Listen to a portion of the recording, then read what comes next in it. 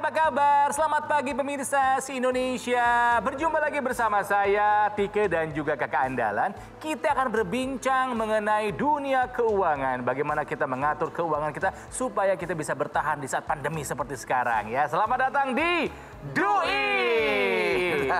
Apa kabar kakak andalan? Baik sekali Kang Ronald. Bagus. Tike apa kabar? Dana darurat, cicilan yang udah lunas, terus apa lagi ya? Lu ngapain sih, Bob? Gini Kang, aku bantu jawab. Jadi Teh Tike itu lagi ngotak-ngatik anggaran lagi. Anggaran maksudnya? Iya, anggaran rumah tangganya nih. Karena dia lihat di berita nih, bisa-bisa ada resesi ekonomi lagi tahun ini. Waduh. Pertumbuhan ekonomi Indonesia di kuartal 2 katanya minus sampai 5,32%. Bener? Jadi kalau nggak pulih bisa resesi ini katanya. Makanya dia ngitung-ngitung lagi Teh Tike. Kamu bener lagi mempersiapkan diri menghadapi resesi nih? Iya, tapi perlu dicatat dan digarisbawahi ini bukan panik, tapi aku siap siaga, ya.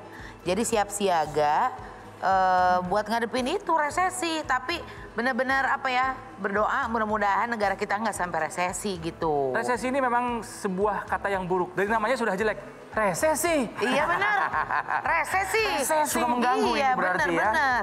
Kesel saya sama Jagoan resesi. nih Ronald ya kalau ngomong soal begitu ya. Karena mungkin dia orang resesi ya. Resesi gitu ya. Tapi memang yang harus kita lakukan, ini kan yang bilang juga bukan sembarangan. Iya. Menteri Keuangan. Betul. Kepala ahli keuangan juga sudah memperkirakan. Karena bahkan negara-negara lain pun sudah terkena resesi duluan. Betul. Amerika, Singapura yang kurang gimana makmur, kena juga. Nah makanya sebetulnya banyak sekali yang harus kita persiapkan ya. Tapi kalau misalnya aku yang ngomong kayaknya kurang valid apa yang udah disiapin nih selama akan menghadapi resesi nanti. Kayaknya kita mesti ngobrol sama orang yang memang ahlinya soal ekonomi gitu. Nantilah, kakak Andal kita ngapain dulu sekarang? Sekarang mendingan kita main game dulu aja. Biar nggak stres ya, gitu ya. Games tapi ada hubungannya sama resesi nggak nih? Ada hubungannya lebih ke arah fakta mengenai resesi. Ya. Baik, oke. kalau gitu kita nggak cuma main berdua nih, Nal, tapi kita juga mau main sama Om Billy. Ada Billy Bun. Halo. Hai. Thank you for having me. Gimana katanya Indonesia akan menghadapi resesi. Deg-degan dong kalau kayak gitu. Kita semua harus was-was dong. Iya memang. Ya, tapi kalau saya sebagai pengusaha ya, investor juga gitu. Jadi kalau ini sebenarnya kan udah dikit banyak udah ketebak lah ya dari sejak pertama kali kita COVID, kemudian work from home, kemudian PSBB gitu. Jadi pas lagi waktu itu tuh saya sebenarnya kalau udah mulai nyiapin mental yang ini namanya virus baru, nggak tahu sampai kapan gitu kan. Jadi waktu itu saya selalu bilang, kita ini harus pakai mindsetnya entrepreneur gitu, bahwa hoping the best ya, bahwa virusnya akan cabut cepat gitu, tapi kita harus planning untuk persiapan. Waktu itu dari awal April saya udah bilang, kita harus siapin diri sampai dengan 12 bulan ke depan. What happens kalau COVID-nya masih ada gitu. Betul. Jadi mental, finansial harus disiapin. Oke. Sudah bisa diprediksi sebetulnya dari awal April kemarin ya. Tinggal kita siap atau belum betul, gitu. mudah-mudahan vaksin buat resesi juga sedang disiapkan. Jadi bukan vaksin soal COVID aja ya. Ayo Kak, kita main. Oke, ini mengenai resesi juga tapi mengenai fakta-fakta di tahun-tahun sebelumnya. Baik. Kita mau tahu apakah ini benar atau salah. Dari Kang Ronald dulu nih. Siap, Jadi jawabannya hanya benar atau salah? Betul, jawabannya benar atau salah ya. Saya kurang mengikuti nih perkembangan ekonomi. Kang Ronald, resesi atau kemerosotan adalah kondisi ketika produk domestik bruto atau GDP menurun atau ketika pertumbuhan ekonomi real bernilai negatif selama 2 kuartal atau lebih dalam 1 tahun. Benar atau salah? Karena tampak rumit benar kayaknya. Memang ini contoh waktu sekolah, pokoknya jawaban paling panjang. Dan memang betul benar. Itu faktanya kan? Iya betul. Jadi Faktanya beneran seperti itu? Iya. Oh gitu. Memang betul, itu yang dimaksud dengan resesi. Iya. Oke, ini pertumbuhannya negatif selama 2 kuartal atau lebih dari 1 tahun gitu ya? Iya. Ciri dari resesi ini kalau kita belum nyampe 1 tahun sih belum disebut resesi. Nah ini udah nyampe sama hampir 1 tahun. Hampir 1 tahun, betul. Oke. Oke. Berikutnya, aku ya. Untuk Teh Tike, Indonesia pernah mengalami resesi 2 kali, yaitu pada 1960 dan 1998. Luar Benar atau salah? biasa nanya soal tahun ya. Ulang tahun suami juga suka lupa saya. Resesi 2 kali, tahun 60 sama tahun 98. Salah kayaknya ya. 98 sih kayaknya iya ya. 98, Iya dong. 98 ya betul. Iya Ketika dong. dolar naik Kita banget ngalamin. kan. Iya betul. Tapi tahun 60 kayaknya aku ragu-ragu Icuk. 1960 juga pernah ada resesi. Oh, jadi jadi jawabannya memang dua betul. kali. Jawabannya Jawabannya betul. memang 2 kali. Betul. Yang nilai 1000 jadi 100 itu kali ya? Ya, dulu Iya, ya. senering, Wah, senering. kita senering. Iya betul betul. Sudah lahir dong pada masa Belum itu. dong ayah saya sudah lahir. Iya. Aduh. Nah, ini Om Billy, untuk Om Billy. Om Billy nih, kita butuh masukan juga nih pasti setelah pertanyaan ini nih. Dana darurat adalah pos keuangan yang tidak penting disiapkan saat resesi ekonomi terjadi. Nah, salah. Salah. Kirain itu tuh bentar. Bener tapi kan. Salah, itu adalah jawaban yang benar. Jadi pusing. Tapi memang kita harus mempersiapkan dana darurat sih ya. Mau resesi mau nggak resesi, dana darurat memang harus disiapkan. Betul nggak Om Billy? Betul, pakai banget. Maksudnya gini, Billy, Amerika negara adidaya, superpower ya, Singapura kurang gimana, kena resesi juga. Nah ini gimana Indonesia sebagai negara berflower ya? Kemungkinan resesi sudah di depan mata nih, bagaimana nih Om Billy kira-kira nih? Ya. Apa ya, kalau kita sebagai generasi muda bersiap ke diri kita dulu gitu loh. Nah, diri kita mulai dari mana? Dari mindset yang tadi saya udah bilang gitu bahwa kita harus siap diri bahwa kita nggak tahu nih COVID bakal selesainya kapan, dan ini semua menjadi penyebab untuk ekonomi yang jadi lebih sulit. Nah, kemudian kita harus ngapain nih? Yang tadi itu kita udah sempat, kebetulan pertanyaannya ke saya ya, dana darurat penting apa enggak? Yang tadi Tika juga bilang bahwa dana darurat mah ada resesi nggak ada resesi mah penting banget gitu. Iya, betul. Saya kemarin di Twitter sempat bilang gitu bahwa kalau misalnya dana darurat itu banyak orang zaman dulu financial planner bilang coba siapin 3 bulan gitu. Saya bilang kalau bisa kita siapin 12 bulan kenapa mesti cuma dipatok 3 bulan betul. gitu. Nah, jadi dari dana darurat, dari asuransi gitu. Saya sendiri kebetulan kuliah di Amerika itu benar-benar waktu menjadi student kita nggak bisa daftar kelas kalau kita nggak ngasih tahu bukti bahwa kita sudah terinsured, kita punya asuransi sampai segitunya gitu. Nah, makanya dalam resesi seperti ini dari mindsetnya kita harus benar, punya dana darurat, kita harus punya asuransi, dan kemudian cari kiri kanan deh, side job gitu loh. Kita nggak bisa complacent, kita nggak bisa santai-santai. Nah, ini Om Billy udah ada di sini, kita bertiga ada di sini. Mungkin kita perlu satu orang lagi nih untuk mengayomi kita. Oke, sekarang kita akan undang juga ya. Ada Pak William Sutrisno, SVP Head of Manulife and Danamon Partnership dari Manulife Indonesia. Apa kabar Pak William? Baik Ronald, baik juga. Itu dia. Seger bener nih ya. Ini makin seru, kita akan ngobrol dan ini ada 2 orang masih muda tapi ilmu keuangannya oke. Iya, milenial zaman sekarang nih. Iya, ya. Kita akan bahas lagi bagaimana caranya kita menyiagakan diri untuk menghadapi resesi ekonomi. Maka jangan kemana-mana, tetap di Do It. Karena finansial pribadinya sudah tercover gitu ya, jadi saya sekarang bisa fokus untuk mikirin perusahaan saya. Dipersembahkan oleh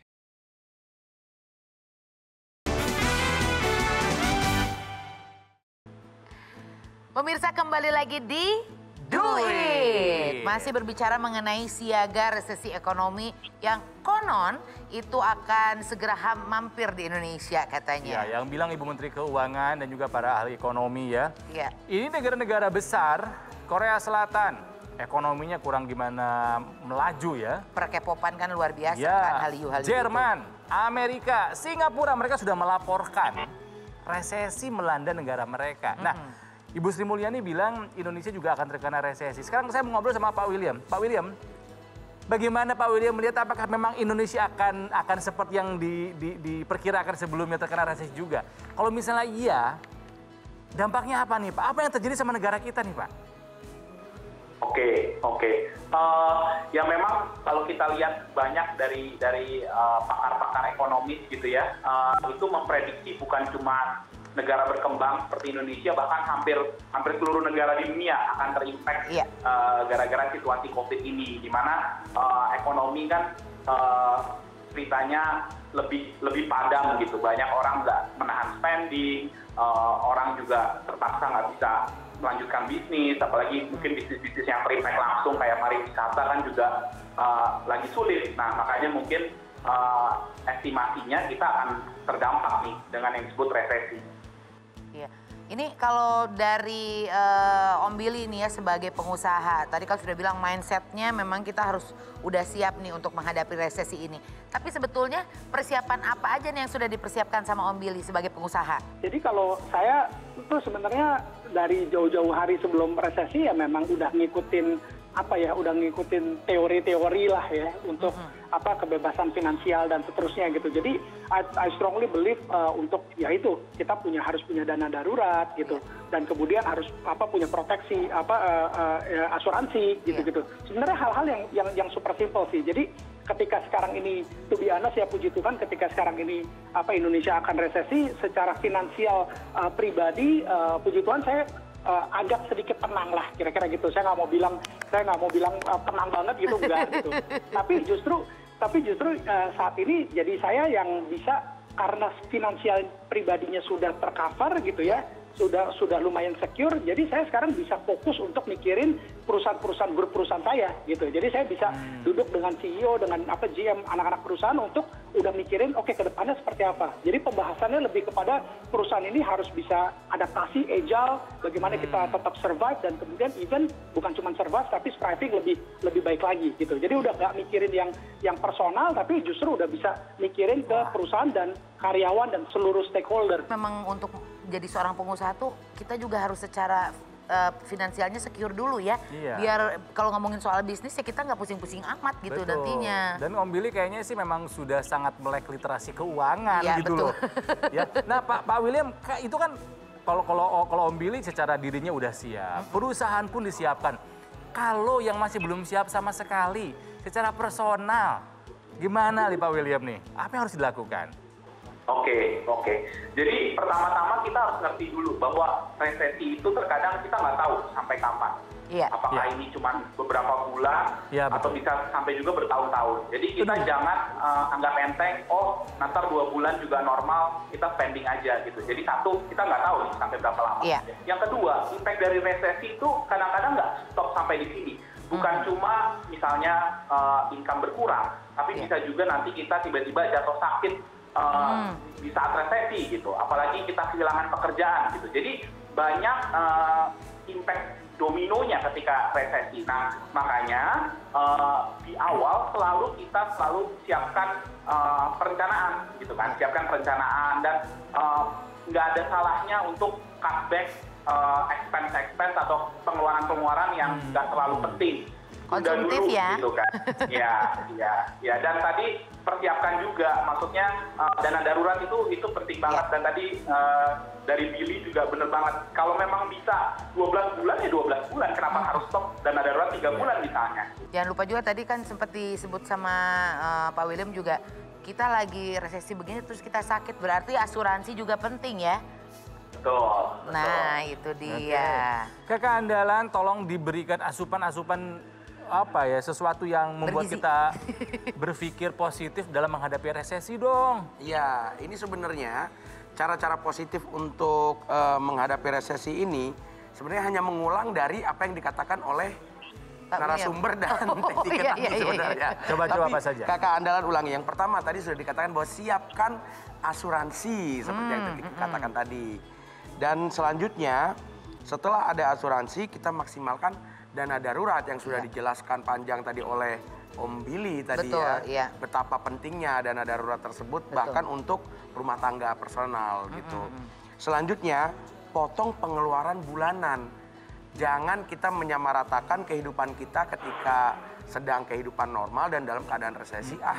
Pokoknya saya harus standarnya mau segini gitu. Nah jangan seperti kita juga harus menyesuaikan gaya hidup kita. Gitu. Ya, oke, setuju. Selanjutnya kita harus melunasi hutang secepat-cepatnya. Selanjutnya tetaplah berinvestasi. Meskipun seperti pasar saham banyak yang turun, tetaplah terus berinvestasi karena pada suatu saat nanti itu akan menjadi investasi yang baik. Gitu. Dan juga tetap cari penghasilan tambahan. Tadi sudah diingatkan oleh Om Billy. Tadi, gitu. Betul. Jangan takut atau jangan malu untuk melakukan hal-hal yang di luar kebiasaan kita sehari-hari. Iya, betul. Seperti itu. Side job ya, Iya. coba saatnya untuk mengembangkan apa dari diri kita yang sebetulnya dari dulu mungkin kita pengen lakukan. Iya, jadi kalau misalnya menurut aku kalau selama ini mereka sering nonton Do It ya, mereka sekarang mungkin pemirsa udah jago dalam mengatur keuangan, mungkin udah nggak tegang lagi seperti Om Billy ya. Om Billy kan sekarang udah bisa dibilang dia sangat percaya diri dengan apa yang dia lakukan saat ini. Ya, Pak William, betul dong apa yang tadi disampaikan oleh Kakak Andalan langkah-langkahnya? Betul. Dan tadi jangan lupa juga pantang menyerah gitu. Jadi jangan mudah putus asa, situasi berat, dan menyerah gitu. Itu salah satu yang penting juga tuh. Pantang menyerah dan tidak harus berpikir positif ya menghadapi resesi ini. Ya, karena yang berat tuh bukan hanya kamu aja, tapi semuanya. Betul. Tapi kalau yang lain bisa menghadapi ini, Om Billy bisa, kenapa kamu nggak bisa? Bisa Iya, kok. betul. Gitu. Nah, makin menarik pembicaraannya karena mungkin kita akan dapat tips-tips dari Pak William dan juga dari Om Billy Bun ya. Jadi jangan kemana-mana, tetap di Do It. Sebisa mungkin kita tuh tidak panik. Karena panik itu definisinya adalah kita nanti akan melakukan hal-hal yang tidak rasional gitu. Ya. Hal-hal yang malah memperburuk keadaan. Dipersembahkan oleh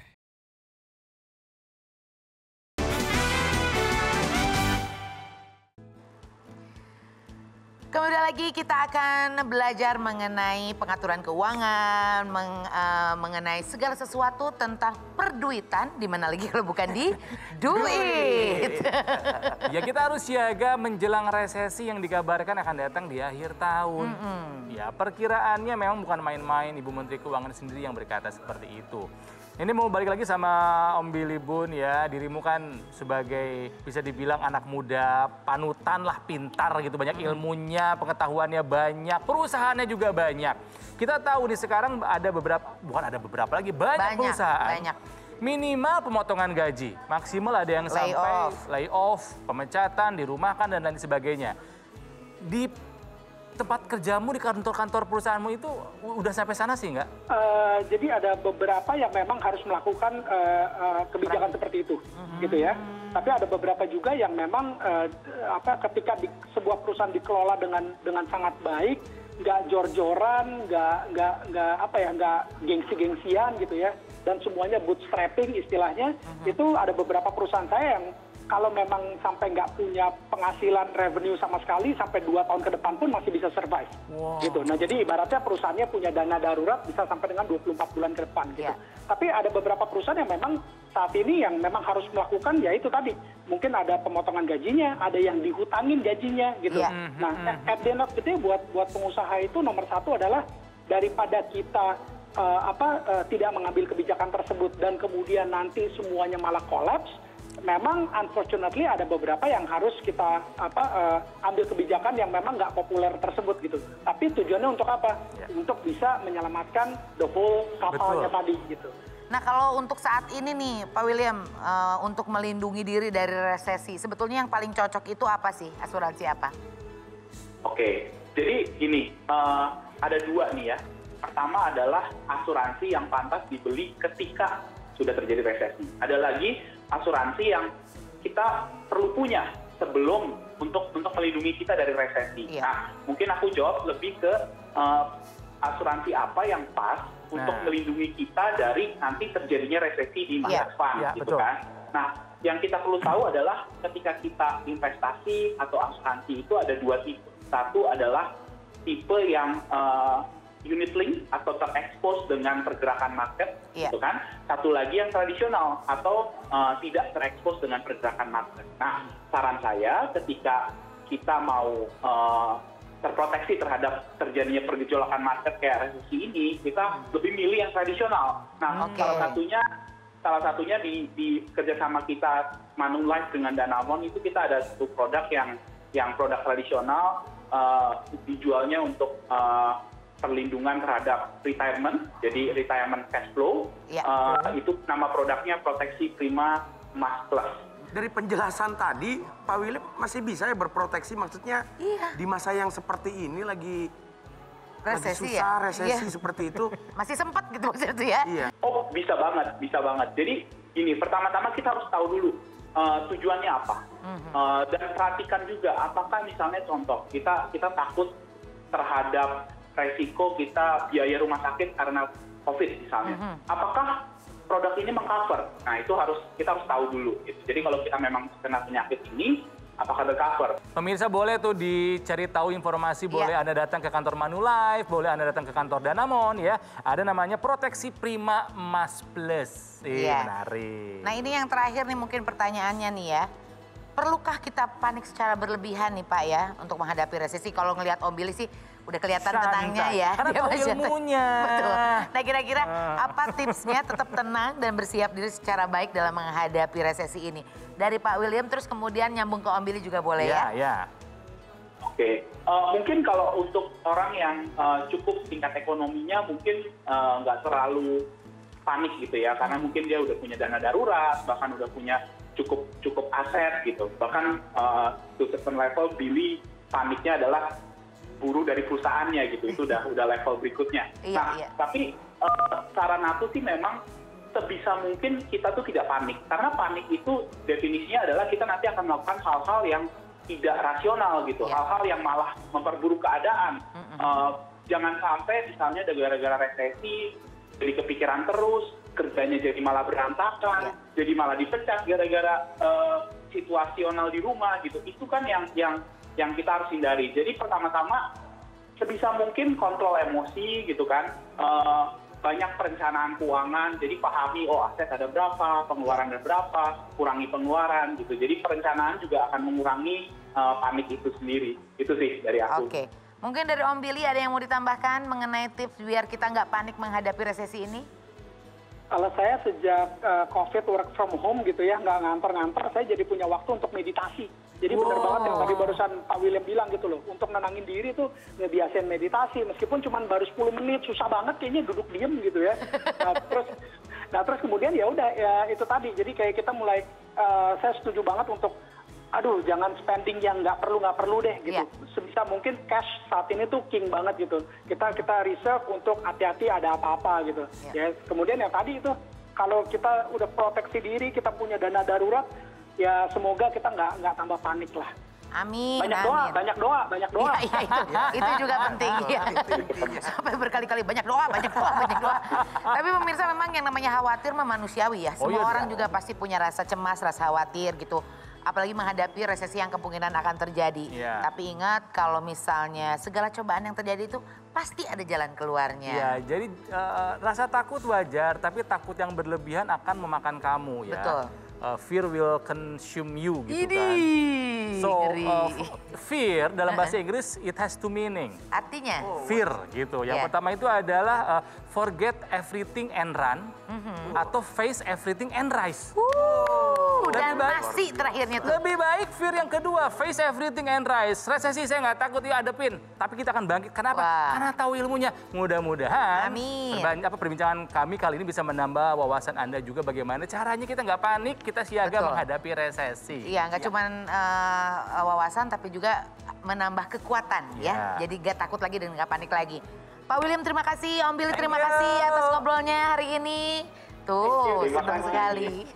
Ya, nah pemirsa kalau misalnya Anda punya pertanyaan seputar dunia keuangan, silakan ditanyakan lewat account sosial media kami @duit_metro_tv.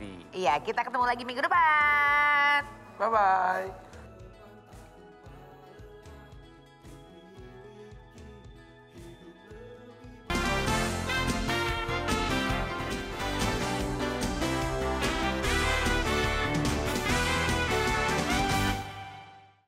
Dipersembahkan oleh